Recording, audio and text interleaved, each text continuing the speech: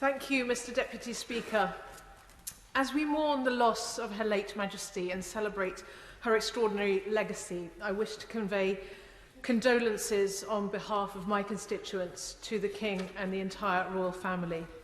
We feel her loss deeply.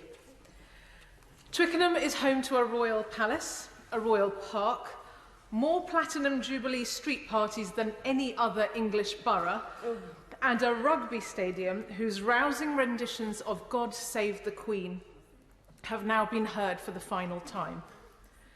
I wanted to share 3 very quick stories of how the Queen's kindness and humility touched the lives of my constituents.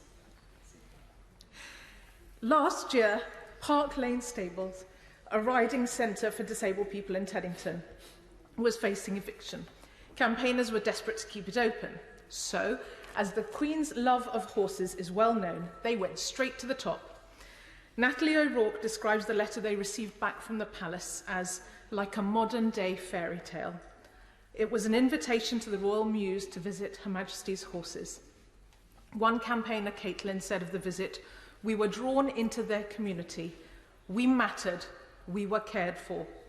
The Queen could make everyone feel at home. Her late Majesty visited Twickenham many times during her reign. Most often, of course, it was for the rugby, as she was patron of the RFU for 64 years. Tom Gaymore remembers the Queen opening Twickenham Stadium's East Stand in 1994.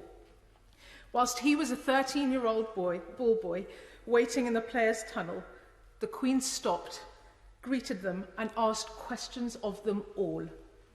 He told me her grace and genuine interest in each and every one of us said everything about her human side and her love for her role. My constituent, the Lord Lieutenant of Greater London, Sir Kenneth Olisa, accompanied the Queen to Grenfell Tower in the days following the fire. Despite the unbelievable tragedy, when the Queen arrived, the crowd broke out into spontaneous applause. He said she showed then, as she has so many times, her ability to unite, console, and bring hope to her people in their times of need. I want to finish by sharing what I personally most admired about her deep Christian faith. It underpinned her commitment to devote her whole life to public service, to her country and her Commonwealth. During the Platinum Jubilee, the Vicar of St Mary's with St Alban in Teddington reminded us of the words of the Queen's 2016 Christmas message.